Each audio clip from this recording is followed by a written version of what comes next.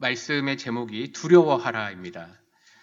근데 좀 그런 게 앞에 찬양에선 두려워하지 말라라고 불렀는데 은혜를 받았죠. 근데 갑자기 또 두려워하라라고 하니까 여기에 대해서 한번 좀 생각을 해보도록 하겠습니다. 오늘은 특별히 히브리서 4장에서 중요한 단어, 오늘 읽은 본문에서 많이 나오는 단어가 안식과 믿음이라고 하는 단어입니다. 그러니까 4장 전체가 믿음이나 안식에 대한 이야기를 할 건데 이 두 가지를 다 이야기하면 너무 길어집니다. 그래서 안식은 4월 달에 제가 설교가 잡혀 있어서 그때 안식에 대해서 얘기할 거고 오늘은 믿음에 대해서 이야기하려고 합니다. 저는 믿음에 대해서 몇 가지 지난번에 이야기를 하였는데 어떻게 얘기했냐면 믿음에는 내용이 있다. 그러니까 우리가 믿는 바가 뭐냐라고 할 때 우리는 사도신경대로 믿는다라고 얘기를 했습니다. 어떤 사람들은 이렇게 믿지 않습니다. 다른 말로 얘기하면 사도신경에 있는 그대로 믿는 게 아니라 사도신경처럼 믿습니다. 그것도 괜찮습니다. 그런데 또 어떤 사람들은 사도신경하고 좀 다른 믿음을 갖는 경우도 있습니다. 우리는 그거를 때로는 이단이라고도 하고 저렇게 믿으면 안 된다라고 하죠. 그래서 어떤 사람이 좀 성경적인 믿음이냐 혹은 성경적이냐라고 구분할 때 가장 중요한 게 우리들에게는 사도신경이 되겠죠. 두 번째, 우리에게 믿음은 어떤 거냐? 구원 얻는 믿음은 무엇이냐라고 했을 때 우리가 믿는 구원 얻는 믿음은 오직 예수 그리스도를 믿어 구원에 이른다입니다. 복음의 핵심이 무엇이냐라고 했을 때 예수를 믿어 구원을 얻는 게 복음의 핵심, 구원 얻는 믿음입니다. 그러니까 우리는 예를 들어 어떤 걸 깨달았다라고 말했을 때 이런 건 괜찮아요. 예를 들면 예수님을 제대로 아는 게 믿음이구나라고 깨닫는 건 괜찮아요. 그런데 우리가 구원 얻는 걸 어떤 걸 깨달았다라고 했을 땐 무엇인가 이상해요. 내가 죄인인 걸 깨달았는데 항상 그럼 그 다음에 필요한 게 뭐예요? 내가 죄인인데 나를 대신해서 십자가에 돌아가신 저 예수님을 믿어야만 내가 구원을 얻는구나 라는 게 두 번째, 즉 구원 얻는 믿음이죠. 세 번째, 믿음의 적용. 어떻게 믿을 거냐라고 했을 때 두 부류가 있다고 했습니다. 첫 번째는 성경대로 믿는 믿음. 두 번째는 내 생각대로 믿는 믿음이에요. 근데 상당히 많은 분들이 교회를 오래 다녔는데 성경대로 믿는 게 아니라 내 생각대로 믿는 거예요. 성경의 말씀을 들어요. 그런데 그걸 내 식대로 풀어내는 거예요. 그러니까 이것에 대해서 믿음의 적용을 우리는 그렇게 하지 말고 성경대로 믿자라고 얘기합니다. 근데 믿음에도 어려움이 있습니다. 어떤 거냐면 이런 거예요. 하나님 앞에 기도합니다. 그런데 어려움이 어떤 거예요? 하나님이 침묵하고 계실 때, 혹은 하나님이 내 삶을 내가 기도한 대로 이끌지 아니하실 때, 그럴 때 믿음의 어려움이 찾아옵니다. 그래서 우리는 하나님이 우리들에게 침묵하실 때도 그걸 믿어야 되고, 하나님이 내 방식대로 이끌어가지 않으실 때도 하나님을 믿어야 되는 거예요. 이게 지난번에 했던 이야기입니다. 이제 오늘은 두려워하라라는 제목으로 세 가지를 간단하게 살펴보려고 합니다. 첫 번째, 우리는 어떻게 믿어야 될까? 두려움과 믿음은 무슨 관계인가라고 했을 때 첫 번째는요, 말씀을 모르는 걸 두려워해야 합니다. 이렇게 한 번도 들어본 적이 별로 없죠. 말씀을 모르는 게 두려워해야 돼요. 왜냐? 말씀을 모른다라는 건요, 다른 말로 우리의 믿음의 대상이 누구인지 모른다는 거예요. 다른 말로 얘기하면요, 우리가 성경에 대한 사모함이 없이 신앙생활을 하면요, 내 방식대로 하나님을 내 머릿속에서 세워서, 이게 사실 우상이거든요. 벌써 여기서부터 우상이에요. 왜냐하면 내 생각이 기준이 되니까. 그래서 말씀을 모른다는 건요, 내 믿음의 대상, 심지어는 믿음의 실체가 없는 거예요. 그냥 내 방식대로 나의 신을 믿는 거예요. 상당히 많은 분들이 그렇게 믿어요. 최근에 제가 어떤 분들이 이제 물어봐서 어떤 유명인이 복음에 대한 얘기를 한다고 했습니다. 그래서 그걸 살펴봤는데 이거예요. 성경을 잘 안다고 얘기하지만 들어보면요, 성경대로 믿는 게 아니라 자기가 해석한 하나님을 믿어요. 여기에서 믿음이 부딪히는 거예요. 우리가 정통적인 신앙은 내가 모를 수 있다. 나는 항상 무지하다. 나는 죄인이다부터 시작하여서 성경에서 얘기한 바대로 믿어야 되는 훈련을 하는 거예요. 그래서 어떨 때 성경이 이해가 안 될 때가 있고, 심지어는요, 목사님들이 우리 교회는 너무 좋은 목사님들이 많아서 저도 좀 포함 좀 시켜주세요. 어쨌든 그렇게 믿어야 되는데 이해가 안 가. 왜 목사님 저렇게 얘기하지? 근데 왜 그러냐면요. 성경은 항상 신비한 부분이 있고 내가 모르는 부분이 있기 때문에 그래요. 그래서 저게 조금 내가 생각하기엔 아닌 것 같은데 저게 성경적이다. 저게 성경의 이야기를 한다. 그럼 내가 좀 모르지만 그 길로 가는 훈련이 필요해요.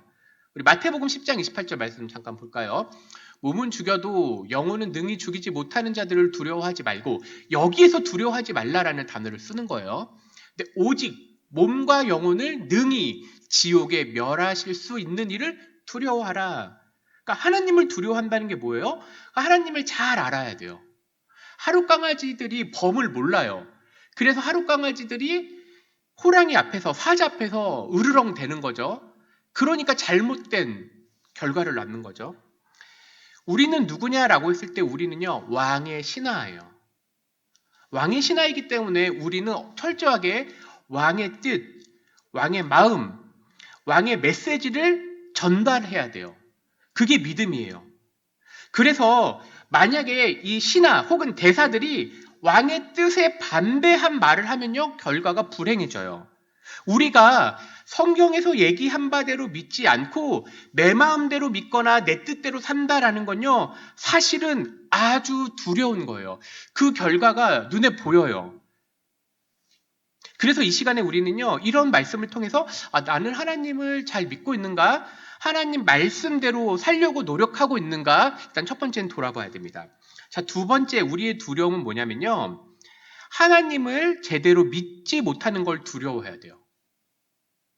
앞에 거랑 좀 연결될 수도 있어요. 그런데 또 생각해보면 이럽니다. 하나님의 뜻을 잘 모르는 것, 성경을 모르기 때문에 그런데 결과적으로 하나님을 제대로 알지 못하기 때문에 하나님이 도대체 무슨 생각하시는지 내 뜻대로, 내 수준에서 하나님을 이해해요. 우리가 아이가 있잖아요. 아이가 있는데, 저희 집에도 아이가 있는데 우리 아이가 예를 들면 어떤 잘못된 행동을 하게 돼요. 그럼 제가 하지 말라고 그래요. 그러면 눈물과 콧물을 막 쏟습니다.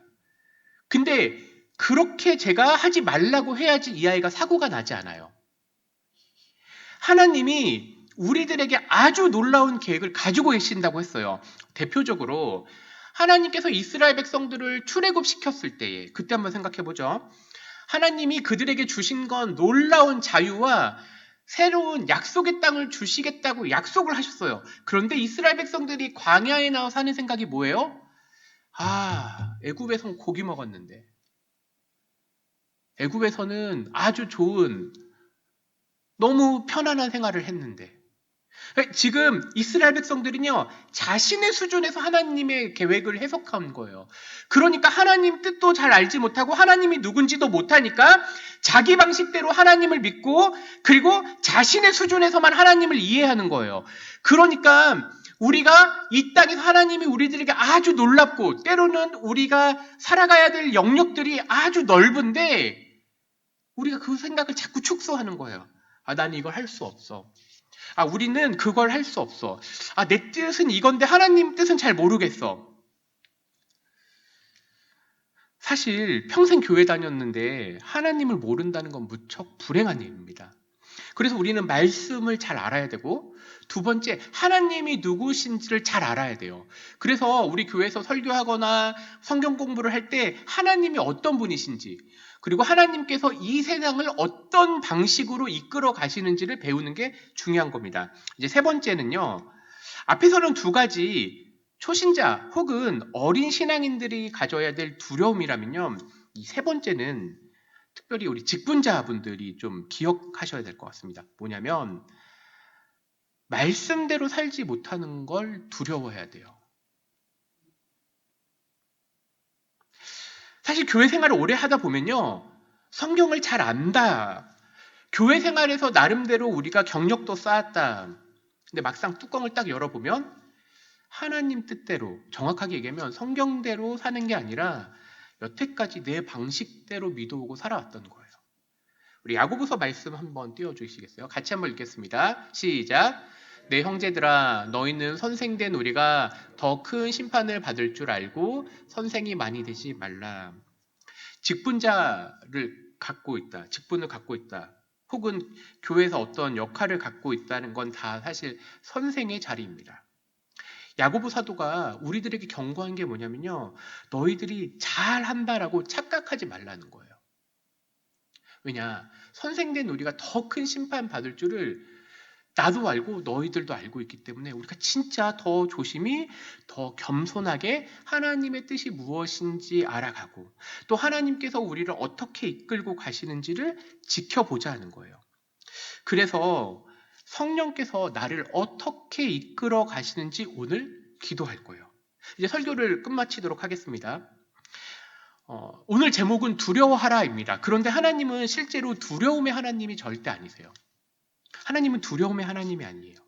근데 하나님은요, 우리들에게 경고는 하세요. 왜 그렇죠? 위험한 장소를 지나가니까. 그럴 때 어떻게 해요? 뛰지 말라. 아래를 보라. 주의하라. 위에서 뭐가 떨어질지 혹시 발에 무엇이 다치는 게 없을지 아주 주의하라 라고 하나님이 경고하시는 거예요. 오늘 히브리서 말씀도 마찬가지고 조금 전에 읽었던 야고보서도 마찬가지고 우리들에게 경고한 건 제대로 믿어라. 하나님 뜻대로 살라라는 거예요. 그래서 고린도전서 말씀 같이 읽겠습니다. 시작. 그런즉 선줄로 생각하는 자는 넘어질까 조심하라. 우리가 두려움에 빠질 필요 없어요. 우리가 주목해야 되는 건 하나님이 어떤 분이신지 하나님을 두려워하면 자연스럽게 죄된 것들을 멀리하게 되고 하나님 말씀에 위배되는 걸 피하게 돼요. 그래서 내 생각대로 서는 자는 넘어지는 거고 하나님을 보고 가는 자는 넘어지지 않고 똑바로 갈 수 있다는 거예요. 하나님을 잘 아십시오. 말씀을 잘 아시고 하나님을 잘 믿으면 그것대로 우리가 말씀대로 사는 삶입니다. 그럴 때 히브리서가 우리에게 주는 게 뭐예요? 하나님 뜻대로 하나님 말씀대로 살면 너에게 평안과 안식과 생명이 주어질 것이다 라는 거예요. 순종할 때 두려움이 사라집니다. 함께 기도하겠습니다. 우리 이 시간 함께 기도할 때 먼저 하나님을 두려워하는 믿음 갖게 하옵소서. 하나님을 온전히 아는 자는 쓸데없는 것에 대해서 두려워하지 않아요. 내 미래에 대해서도 두려워하지 않고 내 뜻대로 되지 않는 것도 두려워하지 않아요. 왜냐? 하나님은 나보다 크시고 내 문제보다도 크시고 모든 것을 통치하시고 이루어 가시는 분이에요. 이 시간 함께 기도할 때 하나님 온전히 주님 바라보게 하옵소서. 함께 기도하겠습니다. 사랑하는 하나님 감사합니다. 하나님 우리가 이 시간 함께 기도할